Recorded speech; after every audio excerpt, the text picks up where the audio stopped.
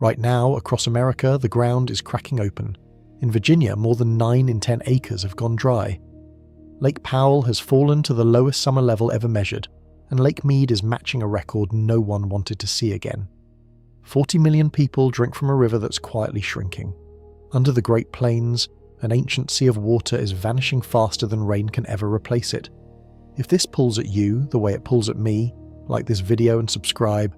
The land is trying to warn us. Let's listen. Picture a map of the United States on an ordinary July morning. Green in the east, a little gold out west. Rivers stitched through it like blue thread. This summer, that map looks scorched.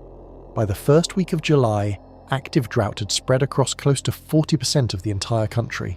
Widen the view to include every county teetering on the edge of drying out, and the figure climbs past two-thirds of America, thirsty at the same moment in time. Sit with that for a second. If you drew a single line around all the land living with dryness this summer, you would be circling roughly 1.5 million square miles of hard, cracked ground. That is a stretch of country large enough to swallow a dozen states whole and still have room to spare. Here is the strange part. Drought usually creeps. It arrives slow, one dry week stacked on another, until a season quietly turns. This year it moved with the speed of a rumour. Whole regions slid from healthy to hurting in a matter of weeks. Farmers who planted into moist spring soil watched that soil turn to powder before their crops could root. Ranchers who counted on green pasture found brown stubble instead. Reservoirs that opened the season looking comfortable began sliding within days, as if someone had quietly pulled a plug. Scientists measure this in categories, from the mild first stage all the way up to the rarest and most severe. This summer, almost every category filled at once. Moderate dryness spread across the plains, severe drought bit into the mountains, and in a handful of places the map showed the deepest colour of all, the one that appears only when the land has nearly run out of water to give. To understand how unusual that is, imagine a hospital where most patients arrive with mild fevers. Now imagine every ward filling on the same day, some patients merely warm, others burning up, a few barely holding on. That is what the nation's drought chart looked like in early July. A country running a fever from coast to coast. The people who track this work at the National Drought Mitigation Center, watching the land the way a doctor watches a heartbeat. Week after week, they coloured in more of the map. Week after week, the brown crept outward. They have run this monitor for more than 20 years, and they have rarely seen so much of the country dry at the same time this early in the summer, before the worst heat of the year has even arrived. And that timing is the quiet alarm underneath all of it. July is supposed to be the beginning of the dry stretch, the opening act. The land is already exhausted, and the hottest weeks still lie ahead. A field that starts summer parched has no reserve left for August. A reservoir already low has nothing to spare when the demand peaks. So the story of this drought is really a story about a starting line that sits far behind where it should. The country began its hardest season already running on empty. Every chapter after this one asks the same question in a different place. How far can a land stretch before something finally snaps? And the first place that snapped was the one almost nobody was watching. When people imagine an American drought, they picture the desert, cracked earth in Arizona, dust rising off a dry lake bed in Nevada. This year, the loudest alarm rang somewhere else entirely. It rang in the green, rain-soaked east, in the states that almost never run dry. Look at Virginia. By early July, more than 90% of the state sat under active drought. Sit with that number for a moment, in a place famous for its wet summers and its thick green hills. 9 out of every 10 acres gasping. The Carolinas told the same story. North Carolina crossed 90% as well, and South Carolina climbed above 80. States that usually worry about too much rain suddenly faced too little, and it went deeper than dryness. In parts of North Carolina, the map showed extreme drought, and in a few pockets, the rarest and most punishing category of all. That level of drought landing in the humid southeast is like snow falling in a tropical rainforest. It happens so seldom that when it does, scientists take notice fast. Why does the East matter so much? Because the East was never built for this. Cities in the desert plan their whole existence around scarce water. They store it, ration it, guard every drop. Eastern towns grew up beside rivers that always flowed and reservoirs that always filled. Their pipes, their farms, their habits all assume the rain will come. When it stops, they have far less practice holding on. A tobacco field in the Carolinas depends on steady summer showers. A pasture in Virginia counts on the grass staying green. When the sky closes up for weeks, those systems have no desert-style backup. The reservoir behind the town simply drops, and there is no second river waiting in reserve. You can see the fear in the small decisions, towns quietly asking residents to cut back, farmers watching the sky and doing math on their harvest, streams that ran year-round for generations thinning to a trickle of stones. Here is the deeper lesson hiding in the eastern shock. Drought is no longer a regional problem stuck out west. It has become a national one, capable of striking the places that feel safest. The old mental map, dry west and wet east, has started to blur. Heat and shifting rain patterns can now hollow out a soggy state as easily as a sandy one, and the speed is what unnerves the experts most. The east did not slide into this over years. It fell in over a single dry stretch of spring and early summer. One season of missing rain, amplified by unusual heat, was enough to push a green state to the edge. That raises an uncomfortable question. If the wettest corner of the country can dry out this fast, what does safety even mean anymore? Which region gets to feel secure?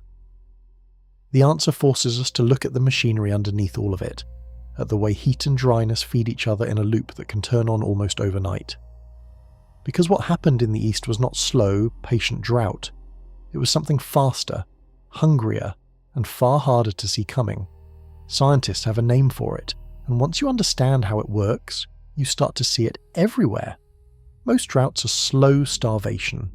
Rain fades month after month until the land finally gives out.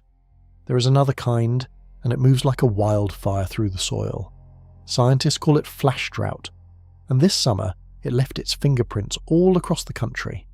Flash drought happens when two forces arrive together. Rain goes quiet, and heat comes roaring in.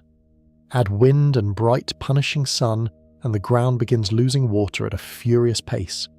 A field that looked healthy at the start of the month can turn brittle and brown by the end of it. The land dries from the top down, fast, like a wet towel thrown over a hot stove. The engine behind it is a process called evaporation, working hand in hand with thirsty plants. Picture the atmosphere on a scorching dry day as a giant sponge hanging over the landscape. The hotter and drier the air, the more powerfully that sponge pulls moisture up out of the soil and out of every leaf. On an extreme day, the sky can yank water from the ground many times faster than usual. The dirt has no time to recover. This summer offered a textbook case. In parts of Tennessee, a stretch of country that had been merely dry suddenly slid into severe drought within a single week. Precipitation shortfalls grew, soils baked, and the map darkened almost overnight. One week the land was uncomfortable. The next, it was in crisis. That speed is what makes flash drought so dangerous. Slow drought at least gives warning. Farmers can see it building and plan around it. Flash drought ambushes them. A rancher might irrigate on a Monday, feel confident, and by the following weekend watch the pasture crisp under his boots. Reservoir managers face the same trap, planning for a gentle decline and instead getting a plunge. Crops suffer the worst of it, because timing is everything in farming. Corn and soybeans have short windows when they must have water. If a flash drought lands during that window, even a field that recovers later can lose most of its yield. The plant does not get a second chance at the moment it needed the rain. And here is the piece that ties flash drought to the bigger story. It thrives on heat. As summers grow hotter, that atmospheric sponge grows stronger and greedier. The same missing week of rain that once caused mild stress can now trigger a full collapse, because the heat multiplies the damage. Warmth turns an ordinary dry spell into a sudden emergency. Think of it like a bank account. Slow drought is spending a little more than you earn, month after month until trouble arrives. Flash drought is a single, reckless day where you drain half the account before lunch. The land simply cannot keep up with a withdrawal that fast. This is why the drought of this summer spread so violently, jumping into places that felt safe just weeks before. The heat did not merely dry the land, it sped up every dry process at once, compressing years of stress into days. But flash drought is only the surface layer, the part you can watch happen in real time on a farm. To find the true breaking point, we have to travel west, into the mountains, and ask a colder question. What happens when the snow that feeds a whole region simply fails to arrive? High in the Rocky Mountains, a hidden reservoir builds every winter. It has no walls and no dam. It is made of snow. All through the cold months, storm after storm piles white powder across the peaks, and that frozen blanket becomes a savings account for the entire American West. Here is the beautiful part of the design. Snow does not rush away like rain. It waits. It sits on the mountains through winter, then melts slowly through spring and early summer, feeding rivers exactly when the lowlands turn hot and dry. Nature built a timer into the water supply, releasing it drop by drop right when farms and cities need it most. This past winter, that timer barely got wound. The snowpack across the upper Colorado region came in far below normal, one of the thinnest in memory. The mountains that are supposed to hoard a whole season of water instead held only a fraction of it. The savings account went into spring nearly empty. Scientists who study this call it snow drought, and it is a quieter, sneakier crisis than the kind you see in a dusty field. The valleys below might get a few storms and look fine. Meanwhile, the real damage sits up high, invisible, in the missing white on the peaks. You cannot feel a thin snowpack in June. You feel it later, when the rivers that should be roaring run low instead. To picture how important that mountain snow is, imagine a family that saves all year for one big expense. Every paycheck, a little set aside so the money is there when the bill comes due. Now imagine a year where almost nothing gets saved. The bill still arrives, the account is simply not ready. That is what a failed snowpack does to an entire region's water supply, and the reach of it is enormous. The snow on those particular mountains does not stay local. It melts and pours into the Colorado River, the artery that feeds cities and farms across 7 states. A weak winter in a few high basins ripples outward to tens of millions of people who may never set foot near a mountain. Their drinking water, their crops, their electricity, all of it traces back to how deep the snow piled that year. There is a cruel twist too. A thin snowpack does more than deliver less water. It also melts faster and earlier because there is less of it to insulate itself. So the little water it holds arrives too soon, running off before the hottest, driest weeks even begin. The timer breaks in both directions, giving too little and giving it at the wrong time. You can already see the result downstream, in reservoirs dropping toward records they set only a few years ago. The mountains wrote a check the rivers could not cash. Every low lake and every rationed city this summer connects back to those bare, brown peaks last winter. But a weak snowpack alone was survivable. The West has endured thin winters before and clawed back. What turned this year from difficult into dangerous was something that hit in early spring, at the worst possible moment, striking the snow that did manage to fall. It came as a wave of heat when the region needed cold, and scientists described its effect with a single brutal word. March in the mountains is supposed to be a season of holding on. The deep snow of winter sits and waits, adding a little more with each late storm, saving itself for the slow melt of spring. This March, the mountains got heat instead.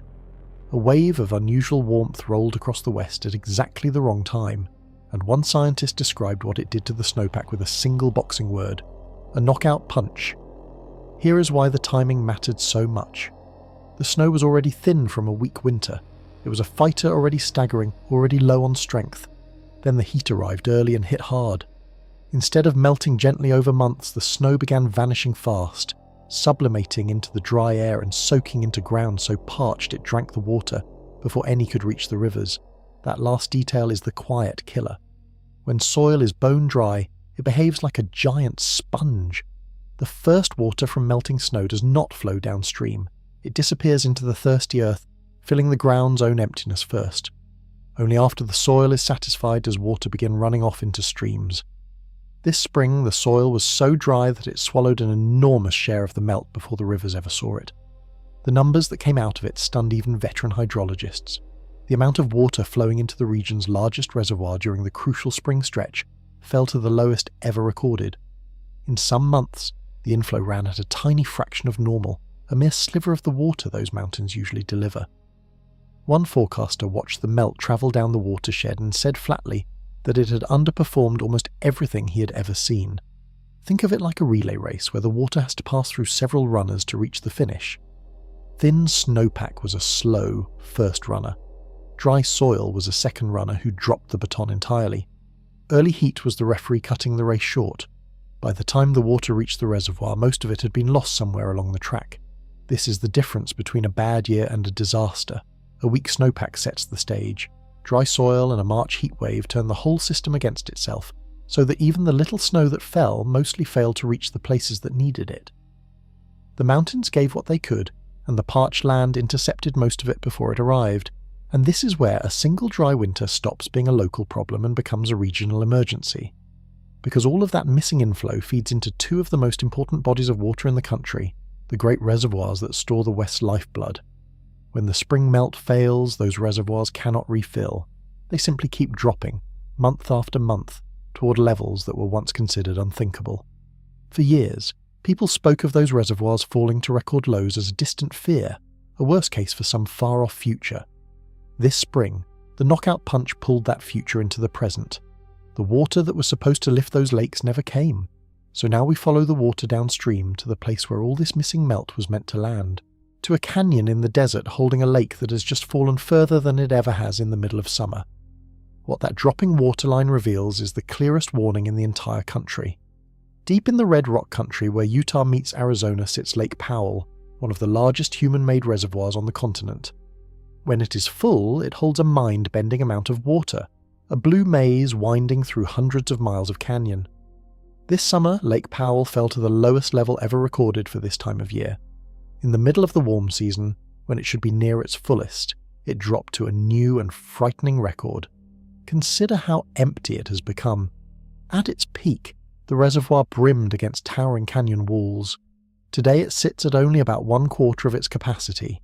3 out of every 4 parts of that vast basin now stand as dry rock and mud, exposed to the sun. A lake that once looked endless has shrunk into a thin ribbon threading through a canyon of bathtub stains. To grasp the scale of the loss, imagine a stadium built to hold 100,000 people, and picture only 25,000 fans scattered in the seats. The structure is still enormous. The emptiness is louder than the crowd. That is Lake Powell now, a giant vessel mostly hollow. The reservoir has a purpose beyond storing water. It sits behind a massive dam, and that dam does 2 jobs at once. It holds back the water for the states downstream, and it spins turbines that make electricity for the region. Both jobs depend on keeping the water above certain critical lines painted in effect on the inside of the dam. The first line is the one where the power stops.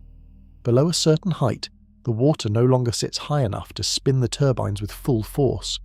The reservoir has drifted uncomfortably close to that line, hovering only a few dozen feet above the point where the dam's electricity begins to fail.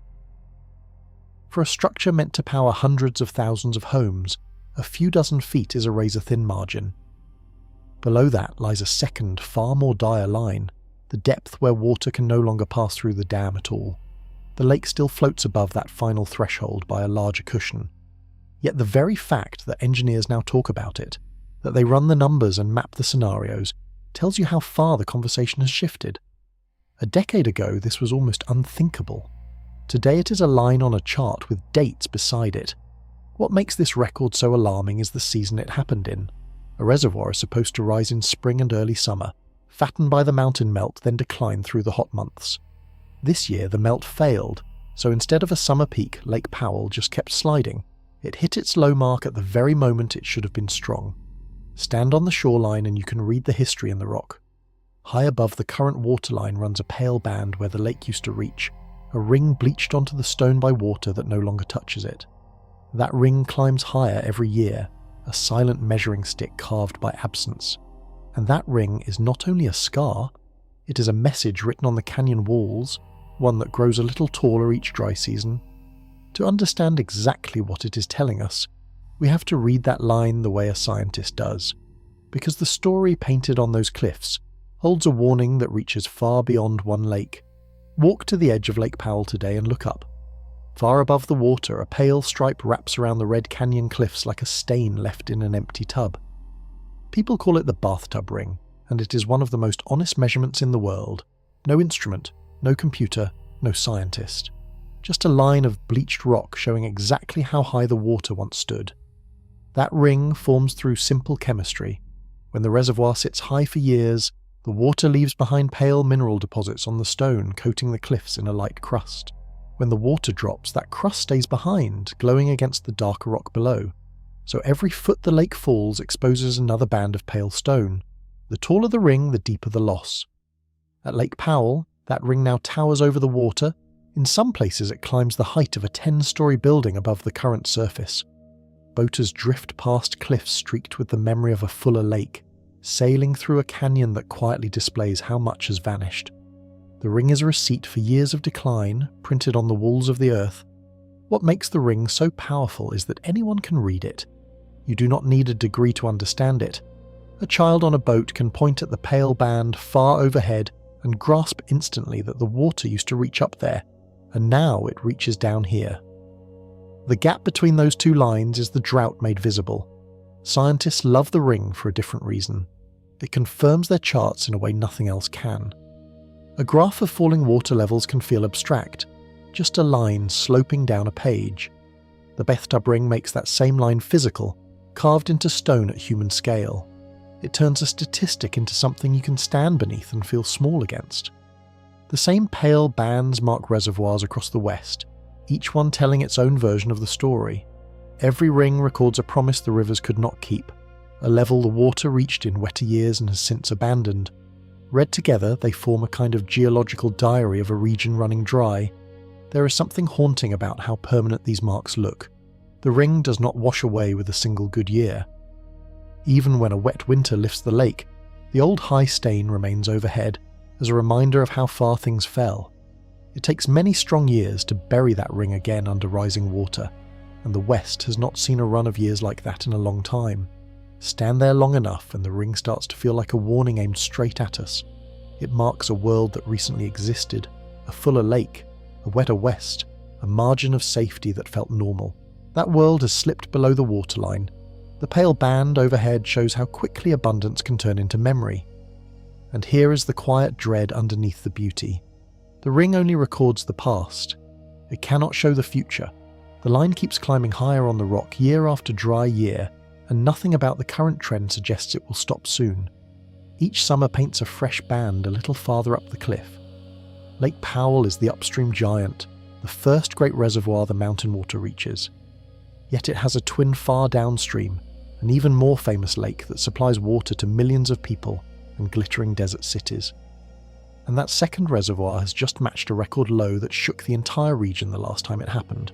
Follow the Colorado River downstream from Lake Powell, past the Grand Canyon, and you arrive at an even more famous reservoir, Lake Mead. It is the largest human-made lake in the country, cradling the water supply for glittering desert cities and vast stretches of farmland.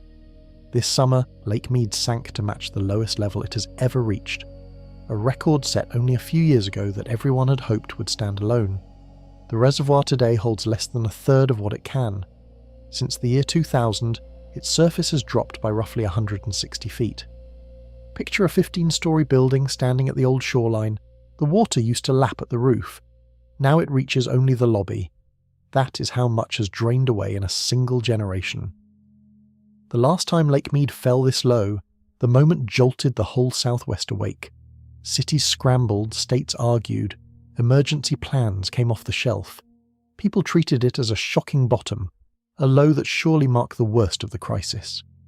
This summer, the lake quietly slid back down to that same dreaded mark, as if the earlier record had been a preview rather than a flaw, and the projections reach lower still.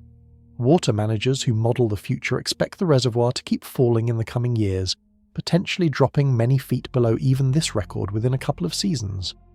The chart that maps its future bends downward year after year, with each new low breaking the one before it. Here is what makes Lake Mead so important. It is the tap for tens of millions of people. Behind its dam sits the drinking water for major cities and the irrigation for enormous farms. When this one lake drops, the effect does not stay in the desert. It travels through pipes and canals into kitchens and fields hundreds of miles away.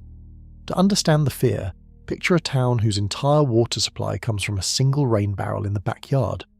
As long as the barrel stays full, no one worries. But if that barrel drops lower every year, and the family keeps drawing the same amount, everyone in the house starts eyeing the shrinking water with dread. Lake Mead is that barrel for a huge share of the American Southwest. The reservoir also runs on a system of warning levels, like lines marked inside the barrel. When the water crosses certain heights, automatic cutbacks kick in, forcing states to take less.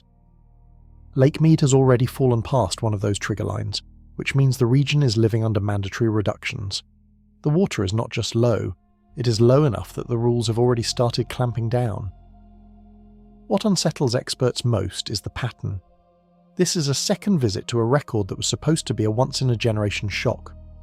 When a rare low becomes a regular low, it stops being an emergency and starts being a trend. And a trend pointed downward, on a lake this vital, is exactly the kind of thing that keeps water managers up at night. Below the current surface lies a line that changes everything, a depth so low that the dam itself can no longer do its job. People in the water world speak of it in hushed, dramatic terms, and a recent government report even borrowed a chilling phrase to describe how close the dance has become.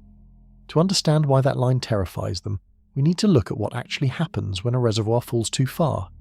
Every great dam hides a number that no one wants to reach. It is the elevation where the water sinks so low that it can no longer pass through the dam at all. Below that point, the reservoir still holds water, but the water simply sits there, trapped, unable to flow downstream to the people who need it. Engineers call this grim threshold dead pool. The name sounds like something from a disaster movie, and the reality earns it. Above dead pool, a dam is a working machine, releasing water on a schedule to cities and farms below. At dead pool, the machine goes silent.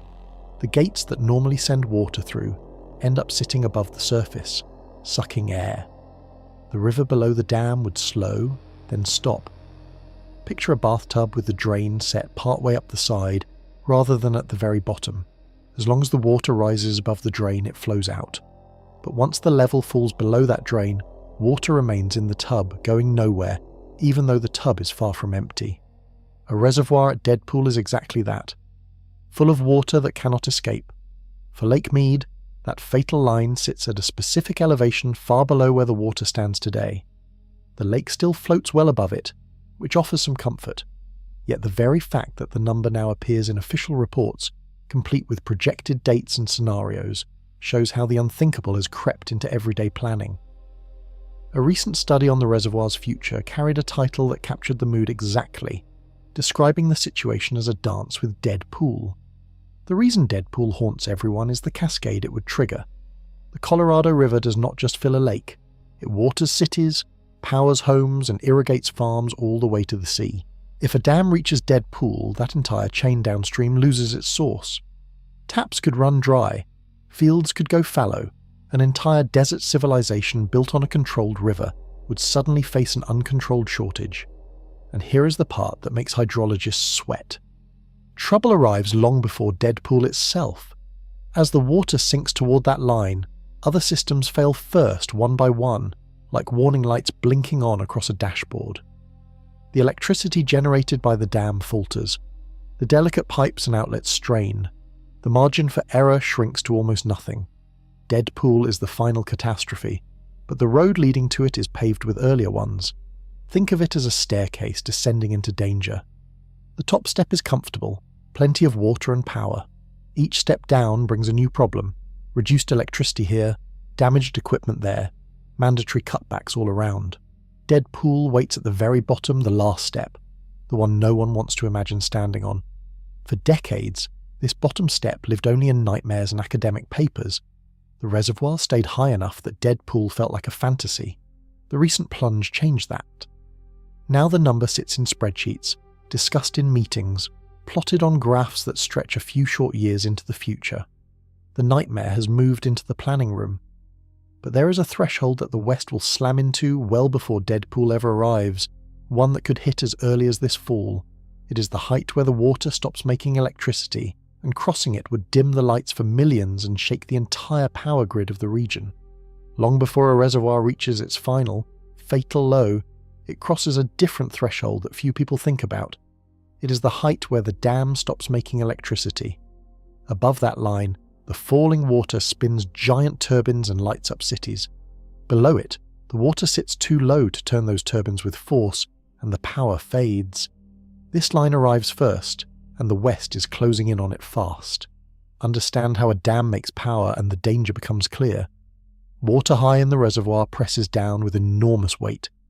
When it rushes through pipes inside the dam, it drives massive turbines that generate electricity, enough to light hundreds of thousands of homes from a single structure. The higher the water, the harder it pushes, and the more power flows. Drop the water, and you weaken the push. At a certain elevation, the pressure grows too weak to run the turbines properly. The dam can still hold water and pass it downstream, but its power plant sputters towards silence. Engineers call this the minimum power line, the depth below which the electricity stops. For the great dams of the Colorado, that line sits well above the even lower dead pool, which means the lights fail long before the water fully stops. Millions of people draw electricity from these dams. Homes, hospitals, air conditioners running full blast through desert summers, all partly powered by water falling through concrete. When that source weakens, the demand does not vanish. It shifts onto the rest of the grid, straining other power plants and driving up costs for everyone connected to the system. Picture a giant water wheel at an old mill, the kind that grinds grain as the stream pours over it. When the stream runs strong, the wheel spins and the mill hums. Let the stream drop to a trickle, and the wheel slows, then stops, and the whole mill falls quiet. A hydropower dam is that mill, built at colossal scale, and the reservoir is its stream. A shrinking reservoir is a slowing wheel. The cruel timing makes it worse. Water levels sink lowest in late summer and fall, exactly when desert heat drives electricity demand to its peak. So the dam threatens to lose power at the very moment the region needs power most, when millions of air conditioners fight to hold back a 100-degree afternoon. Supply drops as demand spikes, a collision built into the calendar. There is also a hidden fragility in relying on falling water for electricity. As the reservoir declines toward the power line, the amount of electricity it can make drops steadily, not all at once. Each foot lost trims the output a little more, so the region does not simply flip from full power to none. It watches its hydropower dwindle month by month, a slow dimming rather than a sudden blackout. This slow dimming has already begun. Managers now warn that one of the most famous dams in the country could see its power-making ability slashed by a large fraction in the coming months, a cut that would ripple across the regional grid. The wheel is slowing while everyone watches, and a decision made upstream is about to speed that slowing dramatically. In an effort to protect one reservoir, water managers have chosen to hold back releases, sending less water downstream. That choice guards the upstream lake, yet it drains the downstream one faster, pushing Lake Mead toward its power line sooner than nature alone ever would.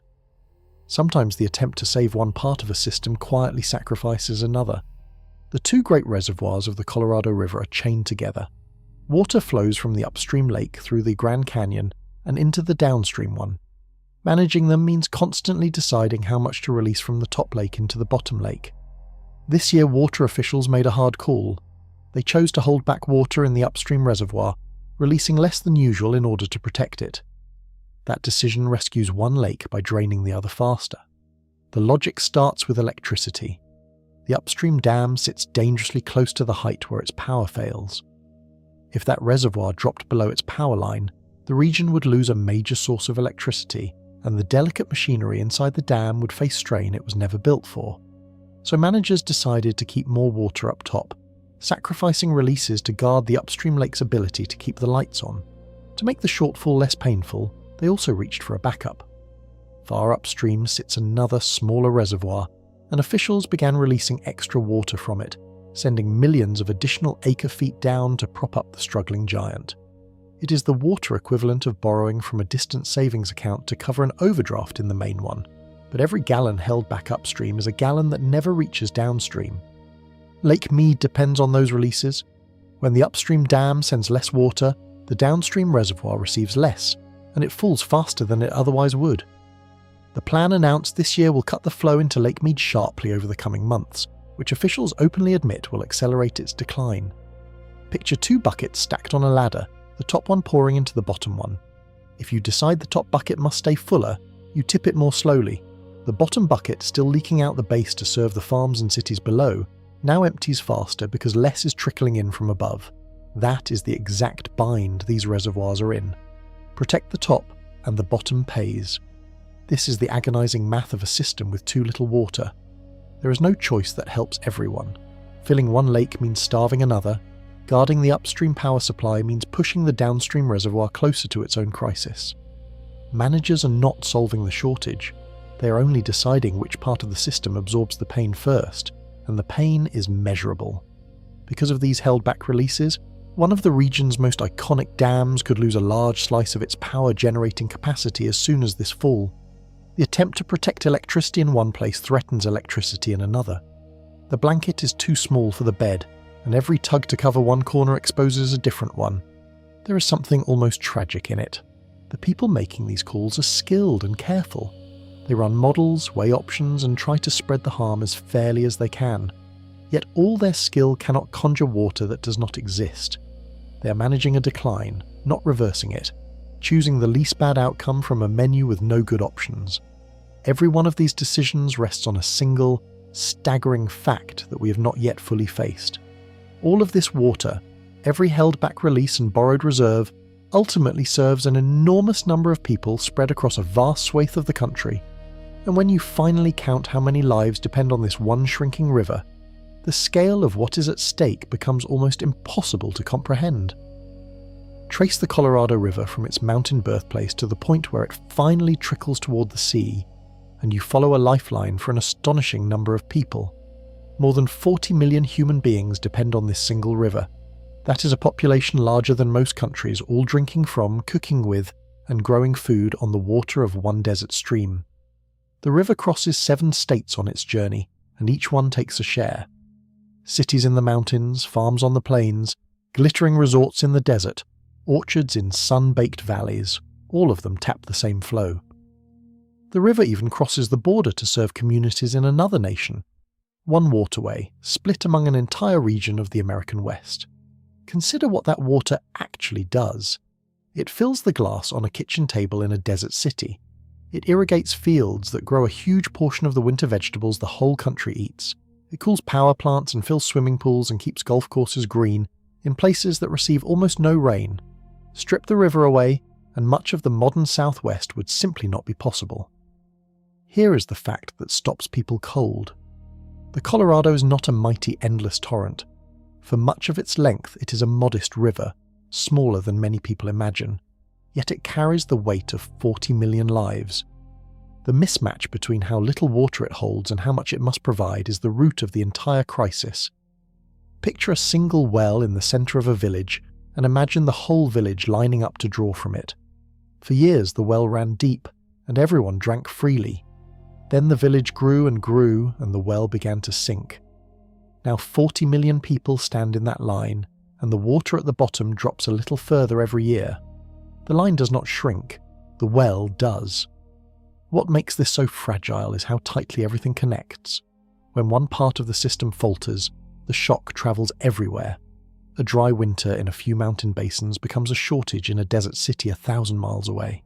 A reservoir dropping toward its power line becomes higher electric bills for families who have never seen the lake. The river binds distant strangers into one shared fate, and demand keeps climbing even as supply falls. The Southwest is one of the fastest growing regions in the country. More people arrive every year, building new homes, planting new lawns, expecting the same reliable water their neighbours have always enjoyed. The line at the well grows longer at the exact moment the water grows scarcer. This is the collision at the heart of the story. A finite river, already shrinking from heat and drought, is being asked to serve an ever larger crowd. Something has to give. Either the water must somehow increase, which the climate refuses to allow, or the number of people drawing from it must find a way to take less, which no one wants to be first to do. The people who manage this river understand the danger better than anyone. They know the arithmetic does not work forever. They know the day is coming when the promises made about this water will collide head-on with the water that actually exists. And here is the deepest problem of all. Those promises were written down long ago in legal agreements that divided the river among the states. The trouble is that when those agreements were signed, the people writing them believed the river held far more water than it truly does. They built an entire civilization on a number that was wrong from the very beginning. 100 years ago, leaders from across the American West gathered to divide up the Colorado River. They drew lines on maps, assigned each state a share, and wrote it all into binding agreements. To do that fairly, they first had to answer one crucial question. How much water does the river actually carry each year? Their answer, it turns out, was far too high, and that single error still shapes the crisis today. The measurements they relied on came from an unusually wet stretch of years. During that window, the river ran fat and generous, swollen by a run of good winters. The planners took those bountiful numbers and assumed they represented normal. They divided up a river brimming with water that in truth only flowed that strongly in exceptional times.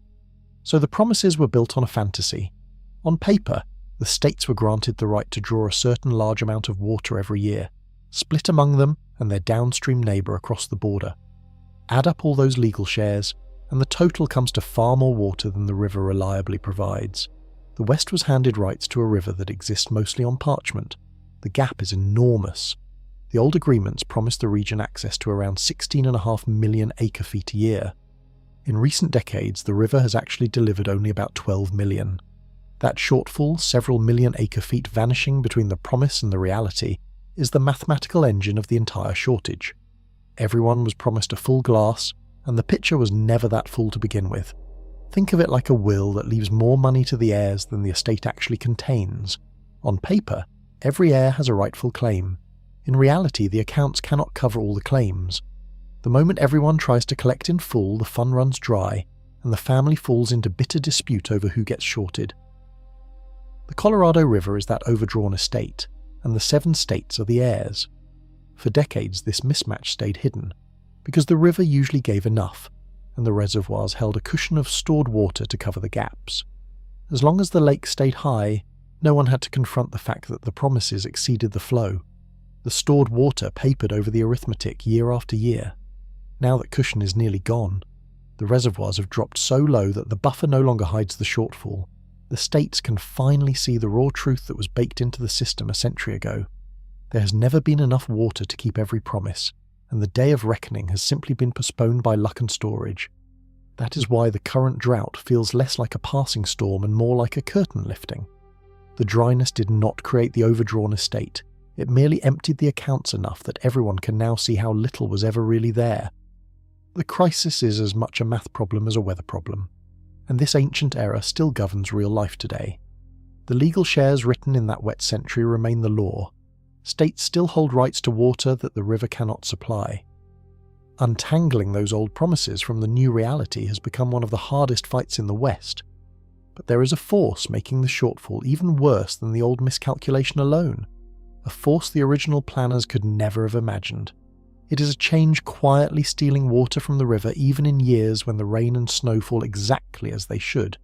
Here is a fact that surprises almost everyone. The Colorado River can lose water even in a year with perfectly normal rain and snow. You would think that average precipitation should produce an average river. Increasingly, it does not. A hidden thief is skimming water from the flow, and that thief is rising heat. The science behind it is straightforward once you see it. When the air grows hotter, it pulls moisture out of everything more aggressively. Hotter air evaporates more water from the surface of rivers and reservoirs. It bakes more moisture out of the soil, so parched ground drinks up snowmelt before it can reach the streams. It even makes plants thirstier, so forests and fields draw more water from the land. Every degree of warming turns up the suction on the whole landscape. So imagine 2 identical winters, decades apart, each dropping the same amount of snow on the mountains. In the earlier, cooler year, most of that snow melts and runs cleanly into the river. In the later, hotter year, the same snow melts into warmer soil and evaporates into thirstier air, and a chunk of it simply disappears before reaching the stream. Same snow, less river. Heat ate the difference. Scientists have measured this effect and the results are sobering. Studies found that rising temperatures alone are responsible for a large share of the river's long decline, roughly half of it. Half the shrinkage traces not to missing snow, but to warmth quietly evaporating the water that does fall. The thermometer has become a water thief. Picture a wet towel on a clothesline. On a cool, calm day, it dries slowly, holding its moisture for hours. On a hot, dry, windy day, it stiffens and dries in a fraction of the time. The towel received no less water. The heat simply stole it faster. The entire Colorado Basin is that towel, and the region has been getting steadily hotter for decades. This is why the crisis cannot be explained by drought alone. A traditional drought is a shortage of precipitation, a year the sky forgets to give. What the West faces is something more relentless, a warming that drains water even when the sky delivers on schedule. Even a normal snow year now yields a below-normal river, because the heat takes its cut before the water ever arrives.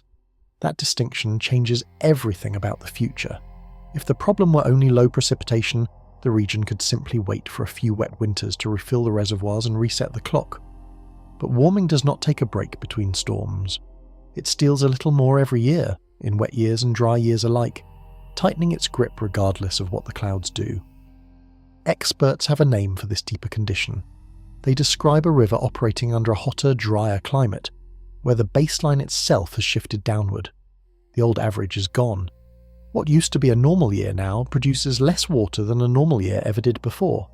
The goalposts have quietly moved. And this is the piece that turns a temporary emergency into a lasting one. A single dry spell can end. A warming climate does not simply end. It presses down year after year, meaning even the good years can no longer fully refill what the bad years take. The thief never sleeps. All of this collides with those century-old promises we spoke of, the legal shares written in a wetter age.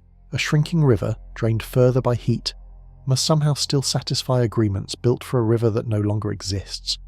And the deadline to fix those agreements is now bearing down on the West with frightening speed. The rules that govern how the 7 states share the Colorado River are not permanent. They were written to last only a set number of years, and that time is almost up.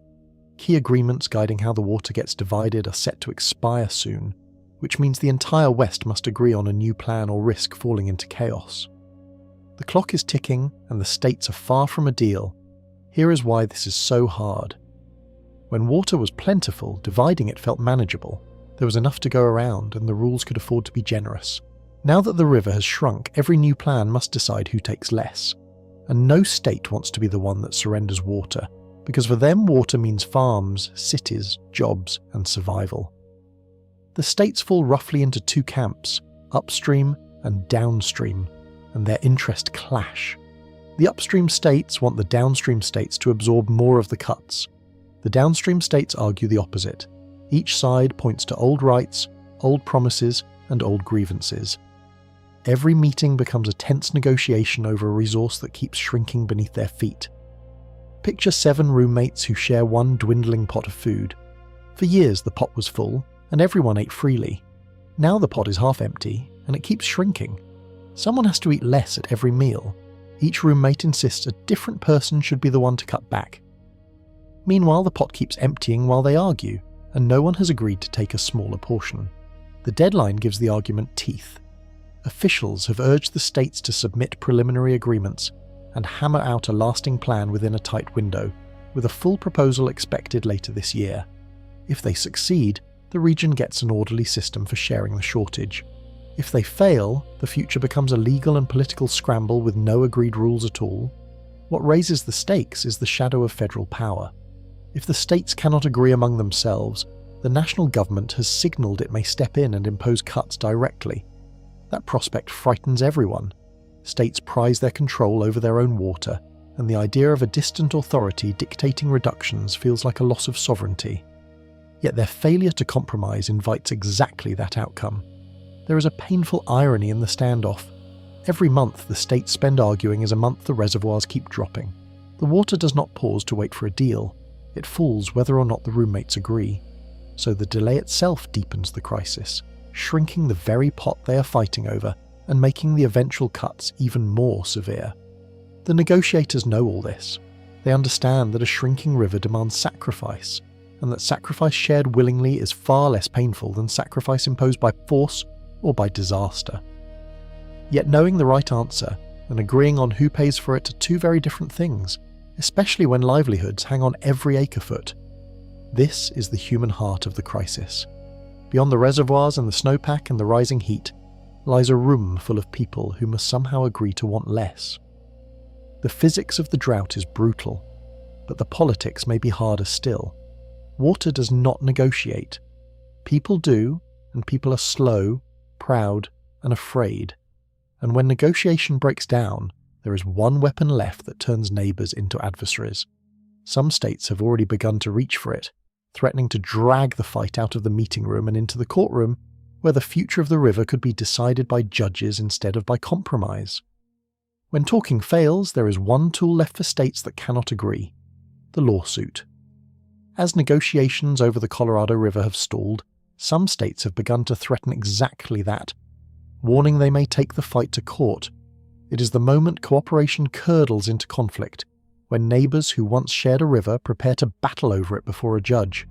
Understand why this is so dangerous.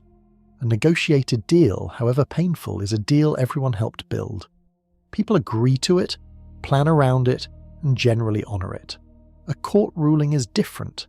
It is imposed from outside, decided by judges applying old laws, and it can land in ways that satisfy no one and surprise everyone. Handing the river's fate to a courtroom means surrendering control over the outcome. Lawsuits over water can also drag on for years. While the case winds through the legal system, the underlying crisis does not politely wait. The reservoirs keep dropping. The snowpack keeps failing. The heat keeps stealing water from every normal year. So the region could find itself locked in a slow, legal battle, even as the physical situation grows more desperate by the season. Picture two families who share a single well between their properties. For generations they took turns drawing water, settling disputes over a handshake. Then the well starts to run low, and instead of talking they hire lawyers and take each other to court. Now the water still drops, but the families no longer speak. The legal bills mount, and a stranger in a robe will eventually decide who gets to drink. Everyone loses time, money, and trust. The threat of litigation reveals how frayed the old bonds have become. For a century, the states managed to share the river through agreements and compromise, however tense. The willingness to sue signals that the trust holding that system together is wearing thin. When partners start reaching for lawyers, the spirit of cooperation is already dying. There is a deeper worry beneath the legal threats. The laws governing the river are old, and in places contradictory. Different agreements, court rulings, and treaties layer over one another like sediment. A major lawsuit could force judges to untangle that century-old knot, and the result might upend arrangements that millions of people quietly depend on.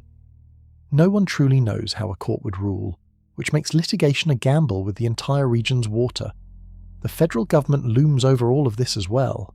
If the states sue each other, or fail to reach a deal, national authorities may impose their own solution, cutting through the deadlock by force. That prospect pushes the states into a corner. They can compromise and keep some control, or they can fight and risk having an outcome dictated to them from above. This is what a shrinking resource does to the people who share it. Scarcity strains even the strongest partnerships. A river that once bound the West together in mutual dependence now threatens to tear it apart in mutual suspicion. The water grows scarcer, and the goodwill grows scarcer along with it. Amid all this conflict, one city stands out for how far it has gone to protect itself. It draws almost all of its water from the shrinking Lake Mead, which leaves it more exposed than nearly any other place in the region. And rather than wait for the states to agree, this city took a drastic, almost desperate step underground, drilling a lifeline below the very level where the reservoir would otherwise leave it dry. One desert city depends on the Colorado River more desperately than almost any other. It draws roughly 9 out of every 10 drops it drinks from the shrinking Lake Mead. That reliance leaves it terrifyingly exposed. If the reservoir falls too far, this glittering metropolis could watch its main water source slip beyond reach. So the people who run its water saw the danger coming and did something extraordinary underground. The problem was simple and frightening. The city pulled its water through intake pipes that reached only partway down into the reservoir. As the lake dropped, those pipes risked ending up above the waterline, like a drinking straw whose tip rises out of a glass as the liquid sinks. A straw that no longer reaches the drink is useless, no matter how thirsty you are. So the water authority built a new straw, and they aimed it far lower than the others. Years ago, they completed a third intake tunnel that reaches down near the very bottom of the reservoir. This deep straw sits below even the dreaded dead pool line, the depth at which the dam itself can no longer release water downstream. In other words, this city can keep sipping from the lake even after the reservoir has effectively stopped serving everyone downstream of the dam. Picture a giant glass shared by many people, each with a straw. Most straws reach only partway down. This one city, seeing the water falling, quietly ran its straw all the way to the very bottom of the glass, below where any other straw can pull. When the drink gets dangerously low, this city can still draw a sip while the others go dry. It is a brilliant piece of engineering and a stark symbol of every place fending for itself. They did not stop at the tunnel. The same city and state have waged an aggressive war on wasted water. They banned decorative grass that no one walks on, the purely ornamental lawns that drink enormous amounts for the sake of looks. They placed limits on the size of new swimming pools. They paid people to tear out thirsty landscaping and replace it with desert-friendly plants. Every drop saved is a drop the shrinking lake keeps. These measures reveal a hard truth about the future of the West. Survival now demands both clever engineering and painful sacrifice. You drill a deeper straw, and you also learn to drink less. One without the other is not enough. The reservoir is falling too fast for engineering alone to save, so the city must shrink its thirst at the same time it extends its reach. There is something sobering in watching one city armour itself so thoroughly. It shows foresight, yes. It also shows a region fragmenting into a scramble for self-protection, where each place races to secure its own supply before the shortage tightens. When everyone drills a deeper straw, the shared glass simply empties faster, and the deep straw only buys time. It lets the city keep drinking as the lake falls, but it cannot make the lake stop falling. If the reservoir continues to drop, even the lowest straw eventually finds mud instead of water. Engineering can delay the reckoning, it cannot cancel it. This desperate cleverness makes sense only against a backdrop of wild, violent swings in the region's water. Because the West does not simply dry out in a straight line. It lurches between crushing drought and sudden flood, a whiplash so severe that a single wet winter can erase years of loss, only for the dryness to come roaring back worse than before. The story of the modern West is a story of extremes swinging back and forth. One year, the reservoirs crash toward record lows and everyone braces for catastrophe. The next, enormous storms roll in and dump so much water that the same reservoirs surge upward and floods threaten the valleys. Scientists have a name for this brutal seesaw. They call it hydroclimate whiplash, and it is one of the strangest signatures of a warming world. Recent years show the pattern vividly. After a punishing drought, a single spectacular winter arrived and buried the mountains in snow. Rivers roared, reservoirs jumped. That one wet season delivered so much water that it effectively erased about 2 years of accumulated loss in a matter of months. For a moment it looked as though the crisis had broken. Then the pendulum swung back. The very next winter returned to the dry pattern, delivering below normal snow and even weaker river flows. The gift of the wet year drained away, and the region slid right back toward the lows it had briefly escaped. Relief turned out to be temporary, a single deep breath before the drought clamped down again. This whiplash is more than bad luck. A warmer atmosphere drives it. Hotter air can hold more moisture, so when big storms finally arrive, they arrive supercharged, dropping torrents that cause flooding. But that same warmth also intensifies the dry spells in between, baking the land harder and stealing water faster. The climate swings to both extremes, wetter wets and drier dries, with fewer of the gentle average years in the middle. Picture a person whose moods lurch violently between frantic energy and deep exhaustion, with almost no calm middle ground. Living beside such a person is exhausting and unpredictable. That is what the West must now manage, a climate with no steady rhythm, capable of drowning a valley one season and parching it the next. Planning becomes a nightmare when the past no longer predicts the future. The whiplash makes the drought harder to fight in a sneaky way. When a big wet year arrives, people relax. The reservoirs rise, the fear fades, and the pressure to conserve and reform melts away with the snow. Then the dryness returns, and the region finds itself unprepared, having squandered the breathing room the wet year offered. The good years lull everyone into complacency right before the bad years strike. There is also physical danger in the swings themselves. Land baked hard by drought cannot absorb sudden downpours, so when a whiplash storm finally arrives, much of its water sheets off the parched ground and rushes away as flash floods, tearing through canyons and towns rather than soaking in to refill the aquifers. The very dryness that begs for rain makes the eventual rain more destructive and less useful. This is the cruel trap of the whiplash. The region cannot count on wet years to save it, because they come rarely, do damage of their own, and are followed by dry years that erase their gains. A single generous winter is a reprieve, not a rescue. The long trend still points downward, dragged there by the steady, patient force of rising heat. All of this drama plays out around the great dams that try to control the river, and those dams hide a fragile secret that few outside the water world understand. When the reservoirs fall low enough, the water must pass through a set of aging emergency pipes never designed for the job, pipes that are quietly wearing out under the strain. Deep inside one of the great dams of the Colorado runs a set of pipes that most people have never heard of. They are the emergency outlets, the backup plumbing meant to pass water through the dam when the reservoir sinks below the level of the main power turbines.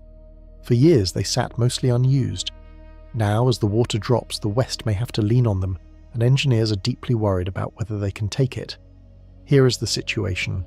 A dam normally sends water downstream through its turbines, the same machinery that makes electricity. But when the reservoir falls below the level those turbines need, the water can no longer flow that way. The only path left runs through a handful of bypass pipes lower in the dam. These pipes become the sole route for the entire river to continue downstream. Everything must funnel through them. The trouble is that these pipes were never built for that role. Engineers designed them for occasional short-term use, not for carrying a whole river day after day, month after month, year after year. Their combined capacity is limited, and pushing that much water through them for a long stretch strains them far beyond their intended purpose.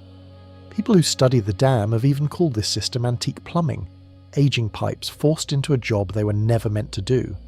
There is a specific physical danger too. When water rushes through these pipes at high speed, it can create a violent process where tiny bubbles form and collapse against the metal, hammering the surface. This process, familiar to engineers, gnaws at the pipes over time, eating away at their inner walls. Reporting has documented exactly this kind of damage occurring in these outlets during low water periods. The river, in effect, chews on its own escape route. Picture an old garden hose you only ever used for a few minutes at a time. Now imagine forcing your entire home's water supply through that single hose at full blast continuously for years. The hose was never built for such punishment. It would strain, wear thin, and eventually threaten to fail. That is the fear surrounding these bypass pipes if the reservoir stays low and the river must pour through them indefinitely. Engineers consider the pipes safe only down to a certain level, and running the whole river through them for a sustained period pushes toward the edge of that safety. Managers work hard to never fully rely on them, precisely because they know how fragile the arrangement is. Keeping the reservoir high enough to avoid this scenario is one of the quiet reasons behind so many difficult water decisions. This hidden fragility raises the stakes of the entire crisis.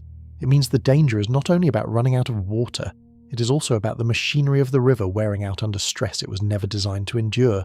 A dam is a marvel, but it is a marvel with limits, and prolonged drought is testing those limits in ways its builders never imagined. The bypass pipes are a warning about aging infrastructure meeting a changing climate. The dams of the West were built for a wetter world, engineered around assumptions about water that no longer hold. As the reservoirs shrink toward the pipes, the region confronts the possibility that its grand old waterworks are simply out of their depth. Yet all of this concern surrounds surface water, the visible rivers and reservoirs we can watch and measure. Beneath the Great Plains lies a far larger hidden reserve, an underground ocean of ancient water that has quietly sustained the nation's heartland. And that buried sea is draining faster than almost anyone realizes. Beneath the flat farmland of the Great Plains hides one of the largest freshwater reserves on the planet.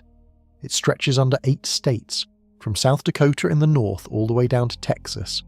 People call it the Ogallala Aquifer, and it is essentially an underground ocean, water held in the pores and cracks of buried sand and gravel across a region the size of a small country. This hidden sea does astonishing work. It supplies about a third of all the groundwater used for irrigation in the entire United States. The corn, wheat, and cattle that feed much of the nation grow on water pumped up from this aquifer. Roughly a fifth of the country's total farm output traces back to it. Millions of people also drink from it. In many towns of the plains, the Ogallala is the only reliable water there is. To picture its importance, imagine lifting the invisible roof off the plains and seeing the truth below.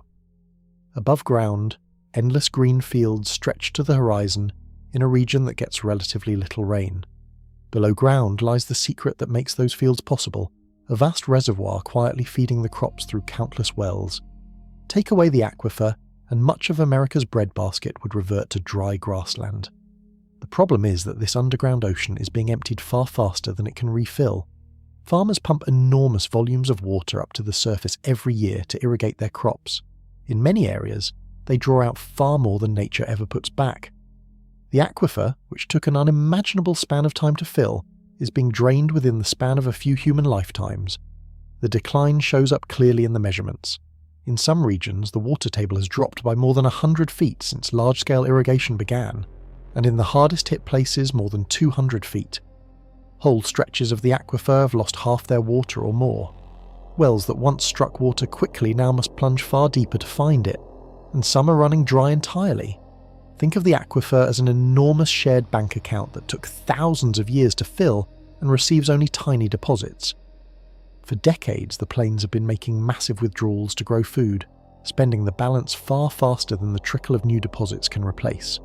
The account is not broke yet, but the statements show it dropping steadily, year after year, towards zero in the worst areas.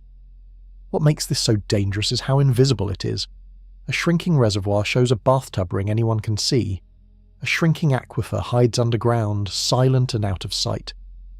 Farmers notice only when their wells start sputtering or when they must drill deeper and pay more to reach the falling water. By the time the loss becomes obvious at the surface, an enormous amount has already vanished below. The stakes could hardly be higher.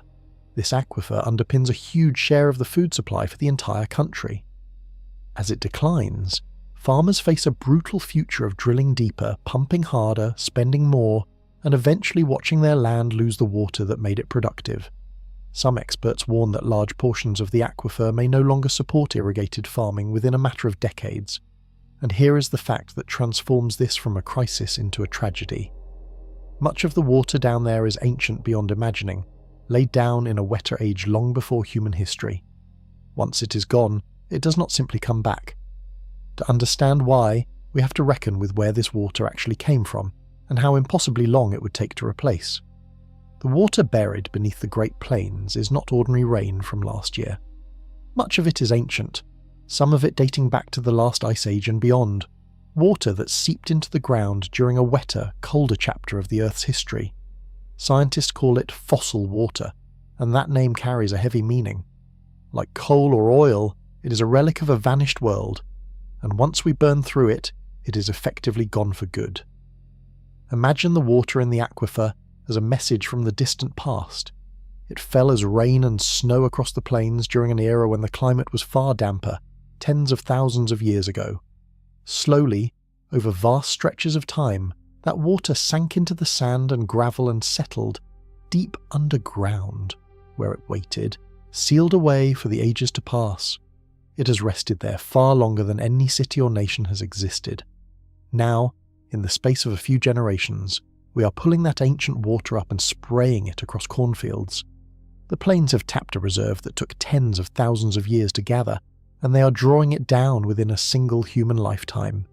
It is as if an entire inheritance saved across 100 centuries is being spent in an afternoon. The depletion is staggering to contemplate. Across the whole aquifer, an immense volume of water has already been pumped out since large-scale irrigation began, more than the mind can easily grasp. In the most heavily farmed regions, more than half the original water is already gone. The buried ocean is shrinking toward a shoreline that, in some places, is already in sight. Here is the detail that makes fossil water so precious and its loss so permanent. It does not replenish on any timescale that matters to us. The rain that falls today barely trickles down into these deep layers because the climate is drier now than it was when the water first accumulated. So every gallon pumped is a gallon that will not come back in our lifetimes, or our children's, or their children's after them. Picture a candle that took 10,000 years to grow, moulded drop by drop over an age of the world. Now imagine lighting it and watching it burn down in a single evening. The candle can be lit only once. When the flame reaches the base, there is no relighting it, no regrowing it. Fossil water is that candle, and the plains have already burned through much of its length. This changes how we should think about the aquifer entirely. It is not a renewable supply like a river that refills each spring. It is a one-time gift, a finite treasure inherited from a wetter past. Treating it like an endless faucet, as much of modern agriculture has done, guarantees that the faucet will eventually run dry and stay dry for an unimaginably long time. The strangest part is how casually this ancient water gets used. It waters lawns, grows thirsty crops, and vanishes into the air through evaporation, all as if it were common and replaceable. A resource that predates recorded history is being spent on the ordinary business of a single busy century, with little thought for the moment the treasure runs out. And that moment forces a question that sounds almost unbelievable. If we did stop pumping tomorrow and let nature try to refill this buried ocean, how long would it actually take? The answer is so long that it reshapes how you understand the entire crisis, stretching far beyond any human plan or lifetime. Suppose the entire Great Plains agreed to stop pumping the aquifer today, every well shut off, every irrigation sprinkler silenced. How long would nature need to refill the underground ocean we have drained? The answer stretches so far beyond human timescales that it borders on the unbelievable. In many estimates, the aquifer would need thousands of years to recover, and in some places, far longer than that.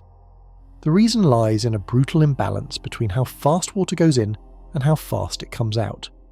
Rain and snow do trickle down into the aquifer, but only a tiny amount reaches those deep layers each year, often less than an inch.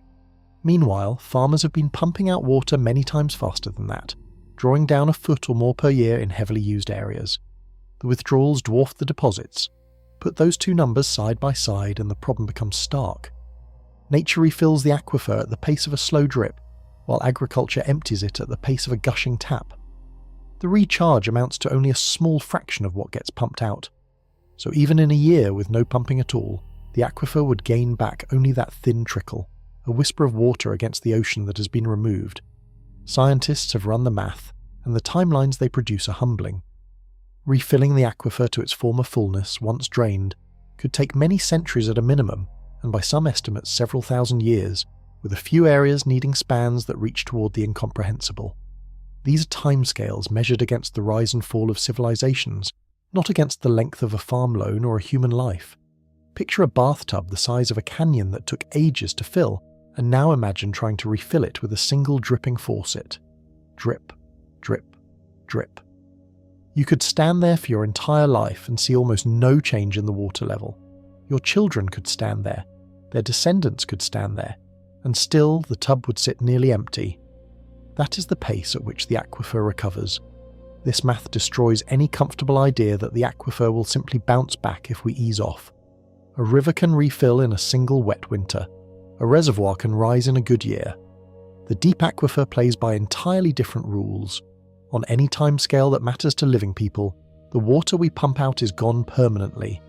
There is no realistic recovery, only a slower or faster decline. That permanence should change every decision made about this water. When a resource can regrow, using it feels sustainable, a matter of borrowing against a future that will replenish. When a resource cannot meaningfully regrow, using it is closer to consuming a fixed treasure that will never return. The plains have been treating a fixed treasure as if it were a renewable stream. The implications ripple outward across generations. Every acre-foot pumped today is an acre-foot stolen from the distant future, from people who will inherit a drained aquifer through no choice of their own. The convenience of cheap irrigation now becomes a permanent scarcity for those who come later. We are spending an inheritance that can never be rebuilt in any human span. The consequences of all this pumping have already begun to surface in ways you can see and touch. In the very heartland the aquifer sustains, rivers that once flowed year-round have begun to falter and vanish. And one river in particular tells the story of what happens when the underground ocean beneath it finally drops too low to feed it. Across parts of the Great Plains, a river that once flowed reliably has begun to vanish. In long stretches, the Arkansas River has dried into a bed of cracked mud and stones. Its water gone, its channel a ghost of what it was. The cause runs deeper than any single dry summer. The very aquifer beneath it, pumped hard for decades, has dropped so low that it can no longer keep the river alive. To understand this, you have to know how many rivers and streams actually stay wet. Much of their water does not come only from rain running off the surface. It seeps up from the groundwater below, the aquifer feeding the riverbed from underneath like water rising into a footprint on a wet beach. As long as the groundwater sits high, the river flows even between rainstorms. The aquifer is the river's hidden lifeline. Now imagine what happens when that groundwater drops. Farmers across the plains have pumped the aquifer down year after year, lowering the water table beneath the river. Once the groundwater falls below the riverbed, the connection breaks. The aquifer stops feeding the river from below. Worse, the river can begin leaking downward into the depleted ground, losing its own water to the thirsty earth beneath it. The result is a river that simply fades away. Stretches that flowed for generations turn intermittent, then dry entirely, running only briefly after heavy storms before vanishing again. The Arkansas River, in parts of the plains, has become exactly this, a channel that holds water rarely and mud most of the time, a river killed not by the sky, but by the draining of the ground below it. Picture a shallow dish of water with a sponge sitting in the bottom. As long as the dish stays full, the sponge stays soaked and water pools on top. Now start squeezing water out of the sponge again and again. Eventually the sponge sits dry, and any water you pour on top soaks straight down into it, leaving the surface bone dry. The aquifer is that sponge, and the river is the water that used to pool above it. The consequences reach far beyond a single dry channel. Rivers are lifelines for entire ecosystems, for the fish and birds and plants that depend on flowing water, and for the towns and farms that draw from them. When a river disappears, all of that unravels. Wildlife loses its habitat. Communities lose a water source they assumed would always be there. The land grows quieter and drier in every sense. Scientists studying the region have issued grim warnings. In places, they predict the groundwater could be largely depleted within a couple of decades, and they expect the rivers that depend on it to follow the aquifer into dryness. A river that took ages to carve its path could effectively cease to flow within the working life of a single farmer. This is the visible wound of an invisible loss. You cannot watch the aquifer drop from the surface, but you can watch the river vanish, and the vanishing river tells you exactly what is happening far below. The dry channel is the aquifer's obituary, written across the landscape for anyone to read, and this same buried crisis threatens the agricultural heart of an entire state, where an enormous share of the nation's food grows on water borrowed from beneath the ground. In that state, the clock on the aquifer is ticking loudly, and the price of running out reaches into every kitchen in America. In the heart of the Great Plains lies a state whose farms feed a huge share of the nation, and whose fields depend almost entirely on water pumped from beneath the ground. In much of Kansas, the aquifer is the difference between fertile cropland and dry prairie, and the people who study that aquifer have issued a warning that should alarm everyone who eats. At the current pace, large parts of the groundwater there could run out within a matter of decades. The scale of what depends on this water is enormous. In Kansas, the vast majority of the groundwater pumped goes to irrigating crops, keeping fields green in a place that receives modest rainfall. The value of the crops grown on that water reaches into the tens of billions of dollars every year. This is a cornerstone of the American food supply, resting on an aquifer that keeps dropping. The warning from scientists is blunt. Studies suggest that in significant portions of the region, the groundwater could be largely gone within roughly 25 years at present rates of pumping. 25 years is nothing in the life of a farming region. A child born today would barely reach adulthood before the water beneath these fields could fall past the point of usefulness. Picture a family running a profitable business that depends entirely on a fuel tank in the basement, a tank no one can refill. The business thrives year after year, as long as the fuel lasts, but the gauge keeps dropping and everyone can see it heading toward empty. The family faces a choice: slow down now and stretch the fuel, or keep running at full speed and slam into the wall when the tank runs dry. Kansas farmers live inside that exact dilemma. Some communities have begun to respond, slowing their pumping to stretch the water further into the future. They have watched neighbouring areas draw down their wells too fast, and they have chosen a gentler pace to keep the aquifer alive longer. It is a painful trade. Less water now in exchange for water lasting into the next generation. Not everyone is willing to make it. The difficulty is that cutting back means growing less, at least in the short term, and that hits farmers directly in their livelihoods. Every gallon left in the ground is a gallon not turned into crops, income and food this year. Asking a farmer to pump less is asking them to earn less today to protect a future that feels distant. Human nature and financial pressure both push toward pumping now and worrying later. There is a policy twist that makes the overuse worse. For decades, the rules around this water have quietly rewarded fast pumping in various ways, treating the groundwater as a resource to be used up rather than preserved. When the system nudges everyone to draw more, faster, the aquifer empties even quicker, and the ticking clock speeds up. The consequences of running this clock down reach far beyond state lines. The crops grown here travel across the country and around the world. When this region's water fails and its fields go fallow, the loss shows up as higher food prices and tighter supplies for people who have never set foot in Kansas. The draining of one state's aquifer becomes everyone's problem at the grocery store. Yet Kansas is far from the only place living on borrowed groundwater. Far to the west lies a valley so productive that it feeds a remarkable slice of the entire nation, and it too leans on underground water it cannot sustain, especially now in the grip of relentless drought. In the interior of California stretches one of the most productive farming regions on the face of the earth. This single valley grows an astonishing variety of the food the country eats, from almonds and grapes to tomatoes and dairy. By some measures, close to a fifth of the nation's entire crop value flows out of this one strip of land, and like the Great Plains, it survives increasingly on groundwater it cannot replace. The valley owes its bounty to a mix of surface water from mountain rivers and groundwater pumped from below. In a normal year, groundwater supplies roughly a third of the region's farming needs, filling the gap when river water runs short. That balance works, barely, as long as the rains and mountain snows behave. The trouble is that California spends much of its time in drought. When the drought sets in, the balance shatters. With less river water available, farmers turn to their wells, and groundwater's share of the supply can climb to 2/3 or more of everything the valley uses. So in exactly the years when the underground water is hardest to replenish, the region leans on it most heavily. The dry years, when the aquifer most needs a rest, are the years it gets pumped the hardest. Picture a household that normally pays its bills with a steady paycheck, dipping into savings only occasionally to cover a gap. Now imagine the paycheck shrinking during hard times, forcing the family to drain their savings to survive. In the very months when they cannot rebuild the account, they empty it fastest. That is the valley in a drought, spending down its groundwater savings precisely when it can least afford to. The consequences have grown impossible to ignore.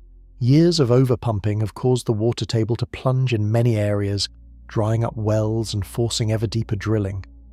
Some rural families have watched their household wells go dry entirely, left without running water in one of the richest agricultural regions on the planet. The bounty above ground has come at a steep, hidden cost below it. California has tried to respond with new rules meant to bring the pumping under control over the coming years. Local agencies must now craft plans to stop draining the aquifers faster than they can recharge, with deadlines stretching into the future. The effort is real, and it involves thousands of projects and careful management. Yet bringing decades of overuse into balance is slow, expensive, and deeply contested work. The challenge is monumental because so much depends on the outcome.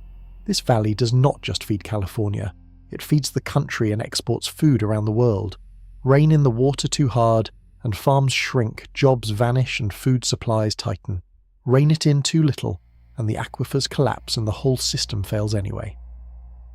Threading that needle, in the middle of a warming, drying climate, may be one of the hardest balancing acts in American agriculture, and there is a further danger lurking beneath the fields, one that turns groundwater loss into permanent physical damage to the land itself.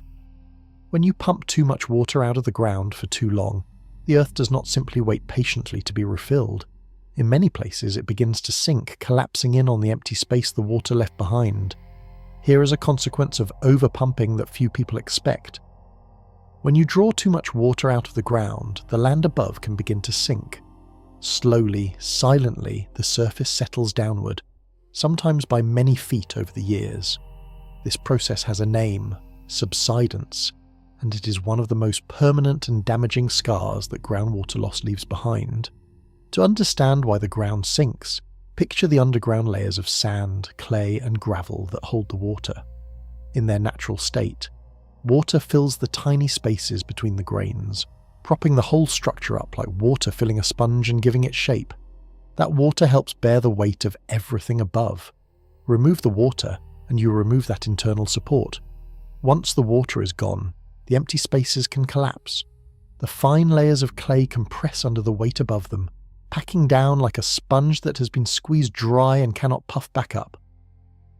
As those layers compress deep underground, the land at the surface sinks along with them. The ground quietly folds in on the emptiness the water left behind. The most alarming part is that this collapse is often permanent. When the clay layers compress, they lose their ability to hold as much water as before, even if the aquifer is somehow refilled later. So subsidence does two devastating things at once. It sinks the land, and it permanently shrinks the underground reservoir's capacity to store water in the future. The very act of overpumping destroys part of the tank that held the water. Picture an air mattress that slowly leaks. As the air escapes, the mattress sags and flattens. Now imagine that once it flattens, it can never be fully inflated again, because the material has permanently crumpled. That is what happens to an overpumped aquifer. The land settles, and the ground loses part of its capacity to ever hold water the way it once did. The scale of this sinking can be startling. In some heavily pumped farming regions, the land has dropped by many feet over the decades, a slow subsidence that reshapes the entire landscape. Areas that once sat at one elevation now lie noticeably lower, all because the water beneath them was drawn away and the ground caved into the space. This sinking wreaks havoc on the things people build. Canals designed to carry water on a gentle slope can sag and lose their ability to flow properly. Roads, bridges, and building foundations crack and shift as the ground beneath them settles unevenly. Infrastructure worth enormous sums gets slowly wrecked by land that refuses to stay in place. The damage climbs into the billions over time. Subsidence turns an invisible problem into a visible one. You cannot watch an aquifer drain, but you can watch a canal sag, a road buckle, or a field slowly drop below its neighbours. The sinking ground becomes physical proof of the water we have taken, written into the very shape of the land, and it stands as a permanent monument to overuse. The sinking is only one of the strange wounds that appear when the water below runs out. In places across the country, the vanishing groundwater has begun to open the earth in sudden, dramatic ways, swallowing land, cracking roads apart, and threatening the drinking water of communities that never imagined they could run dry. Across parts of the country, the loss of underground water has begun to tear the land apart in sudden, violent ways. Roads are cracking, foundations are shifting. In some places, the ground has opened up entirely, forming sinkholes that swallow whatever sits above them. This is drought made physical, a crisis you can feel splitting open beneath your feet. A sinkhole forms through a hidden process. When groundwater sits within the layers of soil and rock, it helps hold everything in place. As the water drops, cavities can develop underground, spaces where support used to be. Eventually, the roof of one of these hidden voids gives way, and the surface collapses in an instant, opening a hole that can swallow roads, yards, and even buildings. Ground that seemed solid for generations drops away without warning. The cracking is more gradual but just as destructive. As the water table falls and the ground settles unevenly, the surface strains and fractures. Long cracks snake across fields and roads. Building foundations split as the earth shifts beneath them. In several states across the West and beyond, communities have watched pavement buckle, walls crack, and structures tilt as the drying ground moves under them. The damage has struck a surprising range of places. In parts of Utah, California, and Texas, roads have cracked and foundations have collapsed as groundwater levels sank. The problem reaches even into the eastern part of the country, where overpumping in some densely populated regions has begun to threaten the very drinking water those communities rely on. The crisis is spreading well beyond the traditional dry West. Picture a sandcastle at the beach as the tide pulls back and the wet sand beneath it dries out. At first, the castle stands firm, held together by moisture. As the sand dries, the walls begin to crack, then slump, and finally sections collapse without warning. The land above a draining aquifer behaves much the same way, losing the hidden moisture that held it together and giving way piece by piece. The threat to drinking water is the most frightening part. In some regions, overpumping has drawn the water table so low that communities face a genuine risk of running short of clean water to drink. One water expert put the danger in stark terms, warning that there will be parts of the country that simply run out of drinking water. That is a sentence no one expected to hear about the modern United States. What makes this so unsettling is how it upends our sense of safety. We build homes, roads, and cities on the assumption that the ground will stay put and the water will keep flowing. When the earth itself begins to crack and sink and open, and when the taps in a community edge toward empty, the most basic foundations of everyday life start to feel fragile. Solid ground turns uncertain. These cracks and sinkholes and threatened wells are warnings written into the land. They tell us that the overuse of water is not some distant abstract problem. It reaches all the way to the roads we drive on and the water we pour into a glass. The consequences have climbed out of the aquifer and into the streets, and as the ground dries and cracks, the damage spreads to the living things that depend on the land. Across the drought-stricken plains and pastures, a crisis is unfolding for the animals that feed the nation, as ranchers face an impossible choice on ground too dry to sustain the herds that have grazed it for generations. Out on the rangelands of America, a quieter crisis is unfolding, one measured in cattle rather than reservoirs. Drought has spread across the pastures where the nation's herds graze, drying the grass and emptying the ponds the animals drink from. This summer, a large share of the country's cattle found themselves standing on drought-stricken land, and their ranchers faced a painful reckoning. The problem for a rancher is brutally simple. Cattle need grass to eat and water to drink.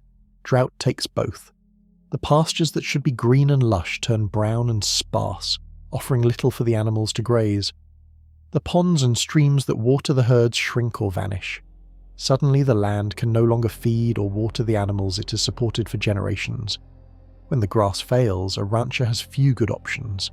They can buy expensive hay and feed to make up the difference, watching their costs soar while the drought drags on. They can haul in water for animals that can no longer find it naturally. Or, when the costs grow unbearable and the land simply cannot sustain the herd, they can sell off their cattle, often at low prices, because everyone else is selling at the same time. That last choice cuts deepest. Many ranching families have built their herds over decades, breeding and raising the animals through generations. Selling off the herd in a drought means dismantling a lifetime of work, sometimes the work of grandparents and great-grandparents before them. It is a financial blow and an emotional one, the loss of something that felt permanent. Picture a baker whose entire livelihood depends on a single ingredient that suddenly becomes scarce and costly. At first, they pay the higher price to keep going. As costs climb and the shortage drags on, they face a terrible choice: to keep bleeding money and hope the shortage ends, or to shut down the ovens and sell off everything before they lose it all. Ranchers in a deep drought stand at that same crossroads, with living animals on the line. This summer, the drought reached deep into cattle country, with a large fraction of the nation's herd caught in drought conditions across the plains in the west. Ranchers watched their pastures fail and their water dry up, and many began the heartbreaking process of thinning or selling their animals. The land that had fed those herds for lifetimes could no longer carry them. The effects ripple far beyond the ranch. When many ranchers sell off cattle at once, the size of the national herd shrinks.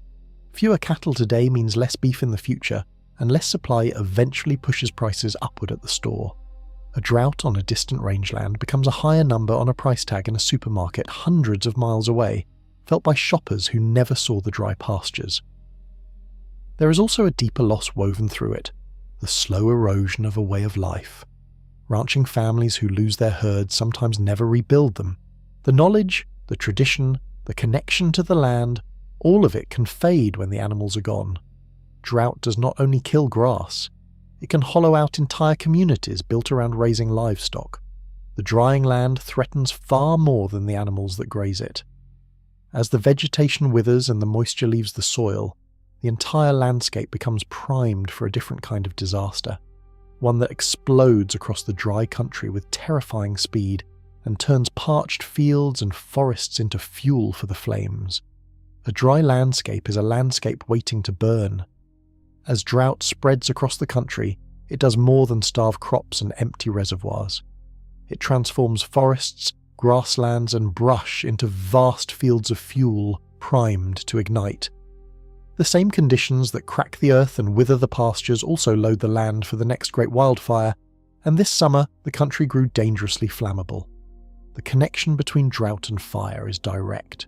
When plants have plenty of water, they resist burning. Moisture in leaves, grass, and wood acts like a natural fire retardant, slowing flames and making ignition harder. Drought strips that moisture away. Dry grass, brittle brush, and parched trees become tinder, ready to catch from a single spark and spread with frightening speed.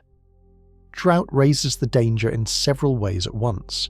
It makes fuels easier to ignite, so a lightning strike or a stray spark that might have fizzled in a wet year can now start a blaze. It helps fire spread faster, racing through dried vegetation, and it lengthens the season during which fire can strike, so the window of danger stretches across more of the year. Every dry week adds more fuel and more risk. The heat that accompanies drought makes everything worse. Hot, dry air pulls even more moisture from the vegetation, and it often comes paired with wind, which fans flames and hurls embers ahead of a fire to start new ones. Combine bone-dry fuel, blistering heat, and gusting wind, and you have the recipe for the kind of fast-moving, uncontrollable wildfire that can devour thousands of acres before crews can respond. Picture a fireplace. A log that is damp and green barely smoulders, hissing and refusing to catch. A log that has been dried for a year lights instantly and burns hot and fast. Now, imagine an entire countryside turned into that dry, seasoned wood, ready to erupt at the touch of a flame. That is what a drought-stricken landscape becomes, a continent of kindling waiting for a match. The regions already suffering the worst drought face the greatest fire risk, and the danger extends well beyond the traditional fire country of the far west. As drought spreads into new areas, so does the threat of major wildfires, reaching places that once felt relatively safe. The map of dryness and the map of fire danger overlap almost perfectly, and both have been growing. The consequences of these fires reach far beyond the burned ground itself. Wildfires destroy homes and displace families. Their smoke drifts for hundreds of miles, choking the air in distant cities and harming the health of people nowhere near the flames. They scar watersheds, so that when rain finally does fall on the burned land, it can wash ash and debris into the very reservoirs communities depend on. The fire poisons the water, compounding the crisis. So drought and fire feed each other in a vicious cycle. Dryness creates fuel, fuel feeds fire, and fire damages the land and water in ways that make future recovery even harder. Each element deepens the others, turning a bad situation into a spiraling one. A parched country is a burning country waiting to happen. All of these threats, the failing crops, the shrinking herds, the spreading fires, eventually converge on a single place that touches every American life. They meet at the grocery store, in the price of food, where the distant disasters of drought finally reach into the wallet of every family in the nation. For most people, the drought feels far away. It happens on distant farms, in western reservoirs, on rangelands they will never visit. Yet it reaches every single household through one unavoidable door, the grocery store. When drought strikes the fields and pastures that feed the country, the damage travels down the supply chain and lands, eventually on the price tag of nearly everything we eat. The path is straightforward. Drought reduces how much farmers can grow and raise. Parched fields yield less corn, wheat, and vegetables. Dry pastures force ranchers to shrink their herds. When the supply of food falls while the demand stays the same, prices climb. Scarcity in the field becomes higher numbers at the checkout, an economic law as reliable as gravity. This summer, drought gripped a meaningful share of the country's key crops. Sizable portions of the corn, soybean and wheat acreage sat in drought conditions, threatening the yields that feed both people and livestock. When these staple crops suffer, the effect spreads widely, because they are ingredients in countless products and feed for the animals that become meat, milk and eggs. The livestock connection makes the ripple even wider. When ranchers sell off cattle during drought, the herd shrinks, and beef supplies tighten in the months and years that follow. The corn and grain that would have fattened those animals also become scarcer and pricier. So a drought echoes through the food system for a long time, pushing up the cost of meat and dairy well after the dry spell itself has passed. Picture a single crack in a windshield. It starts small in one corner, seemingly minor, but under stress, that crack spreads, branching outward until it webs across the entire glass. A drought works the same way through the food economy. It begins in one dry field, then spreads along the supply chain until its effects reach every aisle of the store and every family's budget. The burden falls hardest on those who can least afford it. Wealthier households can absorb higher grocery bills with a shrug. For families already stretched thin, a jump in the price of bread, beef and vegetables cuts painfully into a limited budget. In this way, a drought on distant farms quietly deepens hardship in kitchens across the country, especially for people living close to the edge. The reach extends beyond national borders too. The United States grows food not only for itself, but for much of the world. When American harvests shrink, the effects ripple into global markets, raising prices and tightening supplies in other countries. A drought in the American heartland can mean emptier plates and heavier costs for families thousands of miles away, on other continents entirely. This is the hidden truth of the drought. It may look like a regional problem, confined to the West or the plains, but through the food we eat, it belongs to everyone. Every meal ties us to the health of distant fields and faraway reservoirs. When the water runs short out there, the cost finds its way to all of us, one grocery receipt at a time. And this raises the question that hangs over everything we have seen. Is this a passing spell of bad weather that will eventually break, or something deeper and more permanent? Scientists who study the long history of the region have reached a conclusion that changes how we must understand this entire crisis, and their verdict is sobering. After years of studying the dryness gripping the American West, scientists have arrived at a conclusion that reshapes the whole story. This is not an ordinary drought, the kind that comes and goes over a few dry years. It is something far longer and deeper, a multi-decade dry period so severe that researchers have reached back through ancient records to find anything like it. They call it a mega-drought, and they warn it may be the new normal. To reach this verdict, scientists studied the distant past, reading the history of drought written in tree rings and other natural records that stretch back many centuries. What they found stunned them. The dryness of recent decades ranks among the most severe the region has experienced in more than 1,000 years. The West is living through one of its driest stretches in over a millennium. This changes everything about how we should think about the crisis. A normal drought is a temporary emergency, something to endure until the rains return and life resets. A mega-drought is a long-term shift, a dry era that can persist for decades. The reservoirs, the aquifers, and the farms are not weathering a brief storm. They're adapting to a fundamentally drier world that may not turn wet again for a very long time. Worse, scientists point out that this mega-drought carries a modern signature.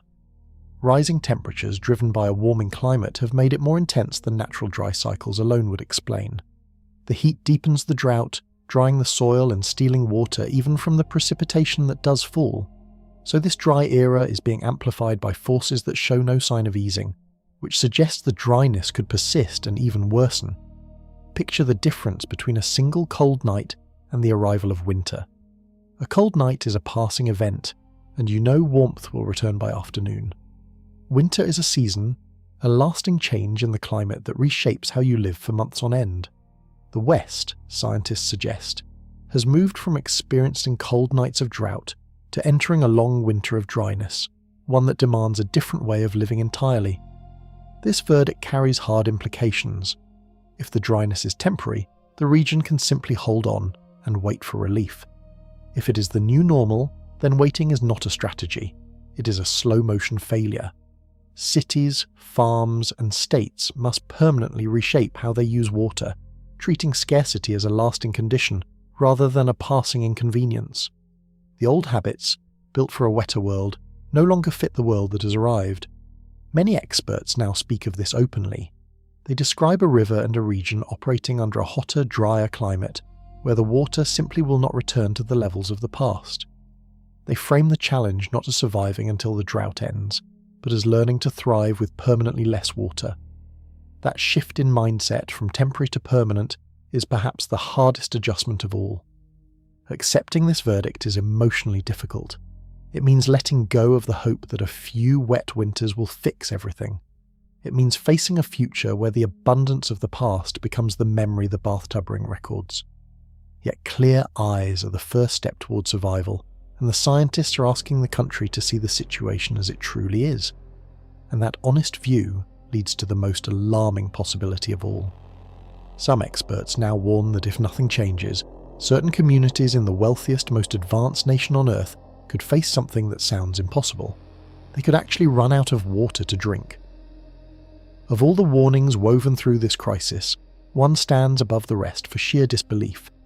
Experts studying the country's water now warn that some communities could actually run out of drinking water. Not run short, not face restrictions, run out. In one of the richest and most advanced nations on Earth, the possibility of a town turning on the tap and getting nothing has moved from fantasy toward genuine risk. The danger comes from every direction we have explored. Reservoirs falling toward levels where they can no longer deliver, aquifers pumped down until the wells run dry, rivers thinning to trickles. Each of these on its own threatens a community's water. Together, in the places where they overlap, they create the conditions for a town to lose its supply entirely, with no easy backup to turn to. Some communities are especially exposed. Places that draw almost all their water from a single shrinking source have no cushion if that source fails. Rural areas dependent on wells face the well simply going dry as the aquifer drops. Even some densely populated regions, long assumed to be safe, have pumped their groundwater so hard that their drinking supply now hangs in question. Vulnerability is spreading into places that never imagined it. One water law expert described the situation in the bluntest possible terms, calling it a crisis and stating plainly that there will be parts of the country that run out of drinking water. Coming from a careful scholar rather than an alarmist, that statement lands with real weight. It is a sober professional looking at the data and concluding that the unthinkable has become possible. Picture a city where the water tower stands empty and the pipes hiss with air. Picture families lining up for deliveries of bottled water or hauling containers from distant sources just to cook and clean. This scene plays out in some of the poorest and driest parts of the world, and we tend to assume it could never happen here. The warnings tell us that assumption is no longer safe. What makes this threat so serious is that water has no substitute. A community can adjust to expensive food or higher energy bills. There is no adjusting to an empty tap. Water is the one resource humans cannot live without for more than a few days. A town that truly runs out faces not inconvenience, but a genuine emergency, one that can force people to abandon their homes entirely. The causes trace back to choices made over many years, choices to pump faster, build bigger, and assume the water would always be there. The overallocated rivers, the drained aquifers, the reservoirs pushed to their limits, all of it reflects a long habit of using more water than the land could sustainably provide. The bill for that habit is now coming due, and some communities will feel it first and hardest. The warning is meant to shock, because shock may be what finally drives change. As long as running out of water feels impossible, people resist the hard sacrifices needed to prevent it. Naming the danger plainly, that towns could go dry, forces the country to take the threat seriously while there is still time to act. The experts are sounding the alarm precisely because the hour is late. Which brings us finally to the breaking point itself. Everything we have traced, the falling lakes, the vanishing aquifers, the cracking land, the failing crops, the threatened taps converges on a single question. What actually happens if the West cannot agree, the rains do not return, and the water finally runs low, That answer decides the future of a nation.